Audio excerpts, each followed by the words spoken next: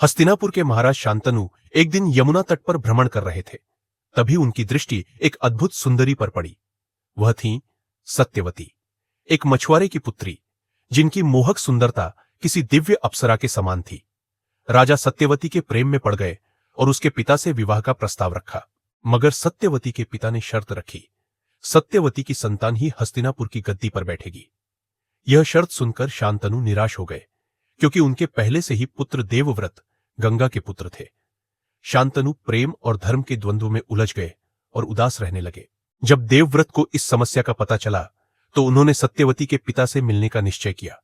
उन्होंने सिंहासन का त्याग कर दिया और घोषणा की, मैं जीवन भर हस्तिनापुर की सेवा करूंगा, लेकिन कभी राजा नहीं बनूंगा। फिर भी सत्यवती के पिता संतुष्ट नहीं हुए, क्योंकि उन्हें भय था कि देवव्रत की संतान भविष्य में राजगद्दी का दावा कर सकती है। तब देवव्रत ने अपनी सबसे कठिन प्रतिज्ञा ली, मैं आजीवन ब्रह्मचारी रहूंगा और कभी विवाह नहीं करूंगा। यह सुनकर आकाश में बिजली कड़कने लगी, चारों ओर सन्नाटा छा गया।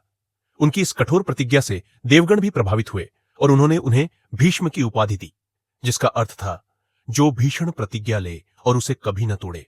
जब यह समाचार महाराज शांतनु को मिला तो वे अत्यंत व्यथित हुए। उन्होंने अपने पुत्र को गले लगाकर आशीर्वाद दिया, तुम्हें इच्छा मृत्यु का वरदान है। जब तक तुम स्वयं मृत्यु का वर्ण न करना चाहो, तुम्हें कोई मार नहीं सकता। इस प्रकार भीष्म पितामह ने अपना संपूर्ण जीवन हस्तिनापुर की सेवा में समर्पित कर दिया। उनकी प्रतिज्ञा के कारण ही आगे चलकर महाभारत का युद्ध हुआ, लेकिन उन्होंने अंत तक अपना वचन निभाया।